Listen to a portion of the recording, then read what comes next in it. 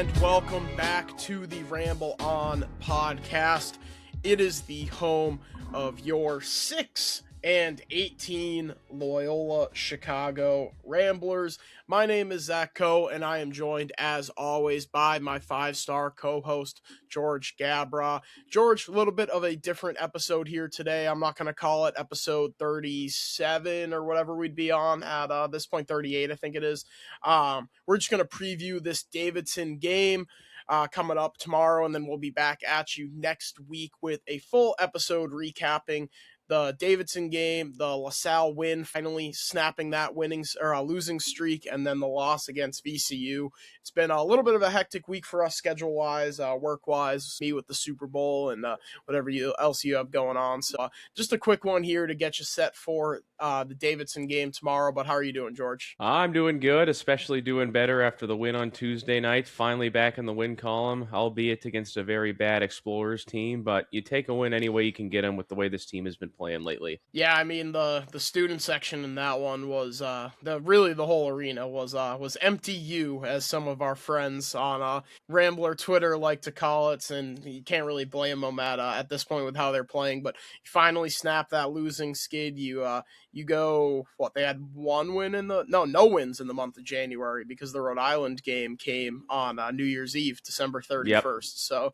you go winless in January, and we're looking to go undefeated in February, and they get started on the right foot there against LaSalle. Certainly did, and you can't blame. You're right. You can't blame the students and fans for not showing up. It's a cold Tuesday night. They're playing a bad LaSalle team, and your team that you're going to go cheer for has lost 9 games in a row, and playing the way that they've been playing. I don't blame the fans for not being in full attendance, full force there. Hopefully they can start winning a few of these games here and more fans will show up.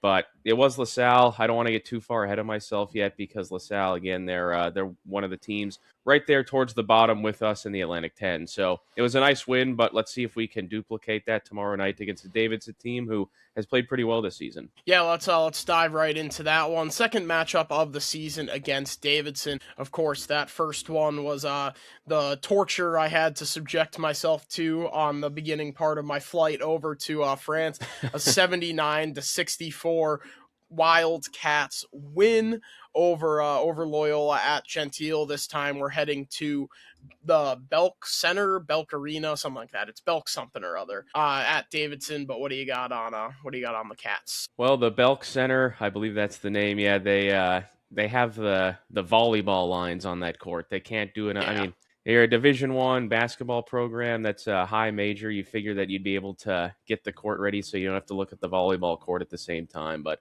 what are you going to do? We are headed to Davidson. This game is also Friday night. This time, though, CBS Sports Network instead of ESPN like it has been the last couple of times we played on Friday night. Davidson coming into this game 13-9, 5-5 in conference play. They were pretty dominant on Tuesday against St. Louis in that game at home. And then St. Louis kind of came roaring back. They dominated the second half. Davidson ended up falling by 9 to the best team in the Atlantic 10, but still covered. They covered by the hook. I was happy about that one. But yeah, they looked really good in that first half, and then St. Louis kind of woke up in the second half. But still, it was a very impressive first half for Davidson. You got to imagine they'll be feeling some of that momentum coming into this game tomorrow night. We fell to the Cats at home just about a month ago, 79-64, and now we go to their place. So that should be interesting. Hopefully we'll be a little healthier there. I think we should be.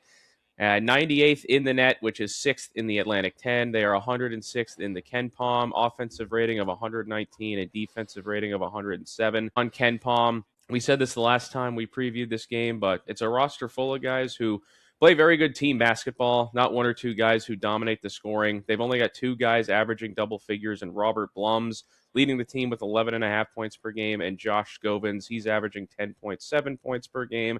They have 6 players who play 20-plus minutes per game and 11 players on the roster who play at double digits. So it's a very deep roster that they have there at Davidson. A lot of guys are going to get playing time. A lot of guys are going to get minutes. And we saw this in the last game. I think we're certainly going to see it again tomorrow, but this is one of the slowest teams in the country in terms of pace of play. They're 344th in the country in possessions per game. So playing to their home crowd there, you got to figure they're going to try and make this a rock fight once again, slow things down, and play their brand of basketball at home. Yeah, I feel like this is one of the teams that is kind of stuck in no man's land a little bit. Obviously, they have the Nepo hire in, what's his name, Matt McKillop, I believe it is, Bob's son. Mm-hmm. Yeah, Matt McKillop. Where they're just kind of petering around in 500 territory every year ever since Bob retired. But like you said, we don't really have any room to be talking about no man's land from all the way down in pillow fight territory.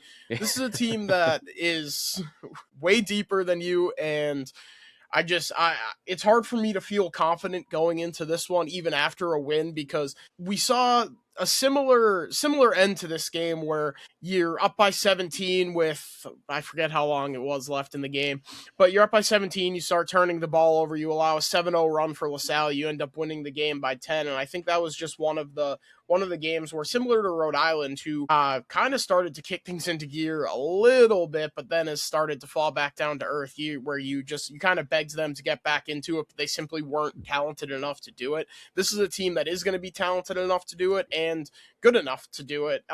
So I'm not super optimistic coming into this one, but curious to hear your thoughts on there. Yeah, I'm not super confident in this one. By the way, have you seen the spread? Yeah, 12.5. Yeah, 12.5. So getting 12.5 points here, I think that seems just about right. Yeah, again, I'm not super confident in this game. You do feel good coming off a victory, finally, after going a full month without a win in January. But even so, that was against a team that's not very good, a team that you should be beating. And this is a Davidson team that you might have the talent there, but the guys just have not shown it this year. And we've seen time and time again in conference play where you have a good first half and then you completely fall apart in the second half, or you go on the road, and like instances where you go and play at George Washington and you just get thumped from the opening tip throughout the entire game. So I don't think it's going to be like that. I think we're going to be competitive. We're going to be able to hang around in this game. We certainly have a chance to win. 12.5 spread, and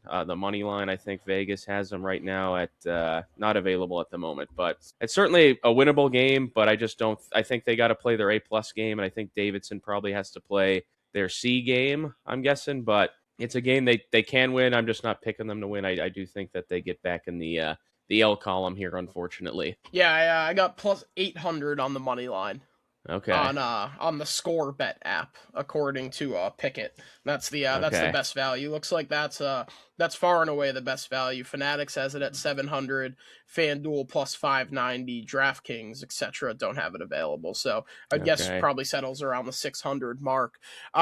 Like you said or actually I don't know if you mentioned this one. You said we'll be more healthy. We'll be much more healthy in this one. This is the game that Cade Dotson got hurt in the first matchup, and obviously no Justin Moore or Xavier Amos. Obviously to Vegas with home court switching, that's only worth about 3 points from the last one, which I don't necessarily agree with, especially because you started to see Cade Dotson and Justin Moore get a little bit of their sea legs back under them after playing, and that was their third game back from injury, I believe. So hopefully that's a little bit more of a impact. And we're starting to see the Ramblers play a little bit more inside out, where Drew in his post-game comments with the Rambler Sportsnet, Sudi and CT, obviously saying that Miles could have had 10 rebounds in this one. He wasn't really filling up the box or filling up the basket in terms of points, but he was facilitating. He was getting the ball down low, which was opening things up. Drew also mentioned he wasn't super thrilled with the shot selection in this one, which I feel like is kind of been a give and a take. They shot 33% from three, taking 30 of them in that one. But if they're going to be falling at decent rate at 33% isn't like anything to write home about, but I feel like we've seen so many games during this losing streak where they're shooting in the teens or the 20s where it's like, 33%. That's a welcome sign to see for this team that was supposed to be really lights out from three, one of the best 3-point shooting teams in the conference going into the season. So we'll see if they can kind of build off of that. I feel like a lot of people on Rambler Twitter have been begging for the offense to run more around Miles for really the better part of the last 2 months. So finally seeing it start to do that. And I know they don't count hockey assists in basketball, even though maybe they should, but Miles only ended up with 5 assists in that one, 11 rebounds. And like I said, not really filling up the score sheet with only 2 points. But if they can work through him and cause everyone to crash in around him, because he's that good of a player, and then open up the 3-point shooter and get some of these guys going a little bit more from beyond the arc. I feel like that's going to be the key to success here, because like you said, Davidson, they want to slow you down. They want to get into their offensive sets and kind of grind things to a halt, which has been the style of play that the Ramblers have had success in, even though that wasn't the way that they were initially built. Completely agree. They got to get Miles involved here. They got to be able to hit threes, and you just said it there. Davidson, a very slow-paced team. They are going to limit the amount of possessions their opponent has. So I think the three ball is going to be huge here. They're going to have to hit their shots. They can't let those opportunities go to waste, because you're not going to have as many possessions you would think as you normally would in a game against a team that isn't the 344th ranked team in terms of pace of play. And you got to be careful with the basketball here, because again, fewer possessions, fewer opportunities to score. If you're turning the ball over 15, 20 times, you're not going to win, and you're probably going to lose pretty handily. So you got to take care of the basketball on this one, something that has been an issue at times for this team this year. But if they can take care of the ball, hit some shots from deep, don't let possessions go to waste, they certainly have a chance to win this one. Yeah, definitely. And like I said, it kind of felt like they were kind of letting LaSalle back into the game there with turnovers at the end of the game.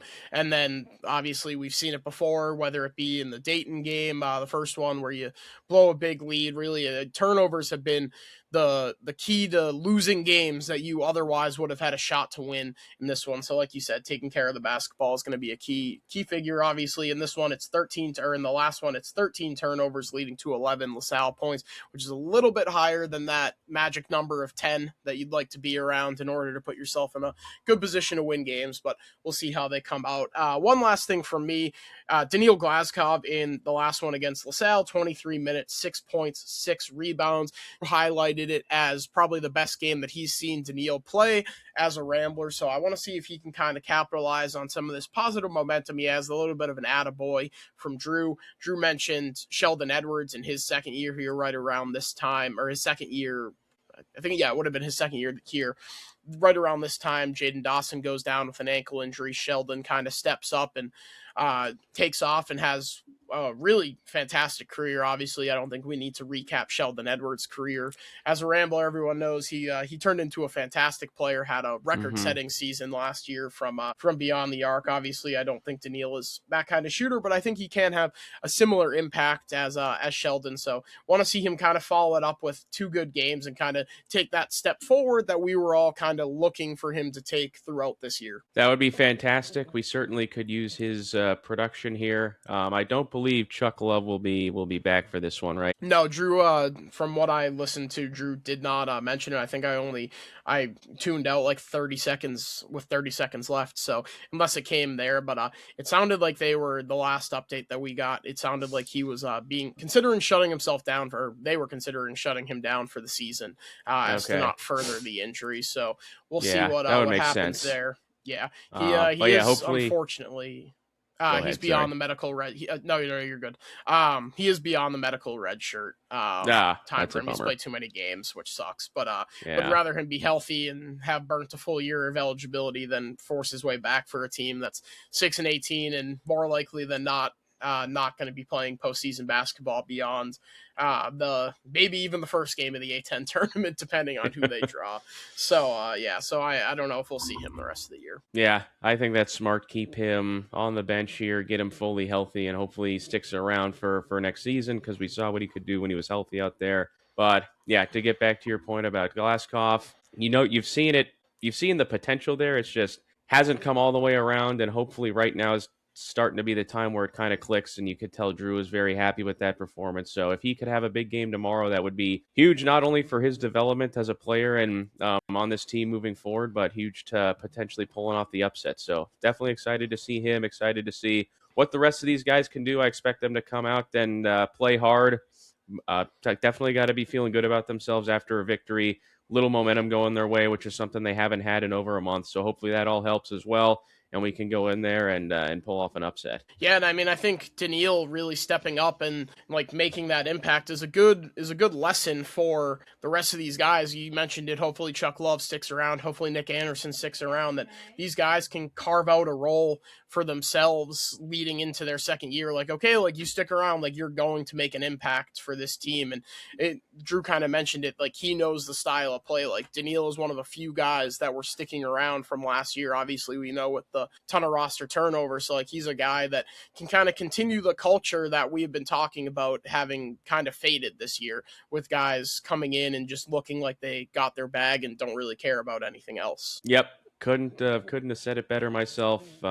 Obviously, we've seen a couple guys just take the money and that be that, but a lot of guys on this team are still fighting hard, still playing hard, and those are the guys you want to keep around your building. Yes, I couldn't agree more. I'll give my prediction, and then we can get on up out of here on what I would imagine is the shortest Ramble On episode in the podcast's short history. So I've got them losing this one. I think it's going to be a hard-fought battle. I think the spread at 12.5 is a little bit big for me. I think they probably cover that number, or at least are going to be in good shape to cover it, but ultimately fall short. But like always, I hope I'm very wrong on this one. Yep, I also have them losing. I do think that they're going to cover that 12.5 point spread. I think it'll be a close game. It'll be a good battle. I'm expecting us to come out and look better than we have in the past, especially on the road. But unfortunately, I don't think we get it done either. Yeah, we've been in lockstep on these ones. I mean, it's obviously pretty easy when you're talking about a 6-8 team to just be like, yep, I got them losing this one. But